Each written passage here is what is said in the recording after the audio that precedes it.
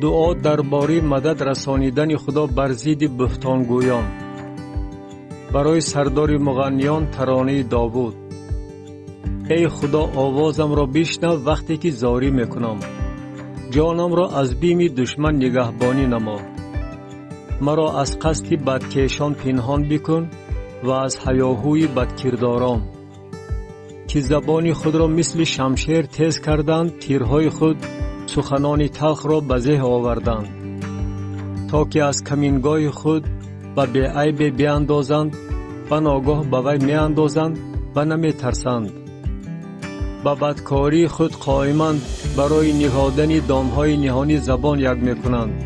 میگویند کیست که ما را ببیند؟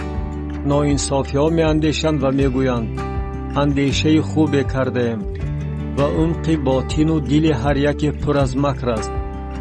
ولیکن خدا به آنها تیر خواهد انداخت و ناگاه ضربه ها خواهند خورد و با زبانهای خود به خودشان شکست خواهند رساند.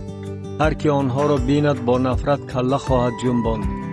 آنگاه همه آدمان خواهند ترسید و کارنامه خدا را اعلان خواهند نمود و اعمال او را فهم خواهند کرد. عادل در خداوند شادی کرده به او پناه خواهد برد و همه راستدلان فخر خواهند کرد.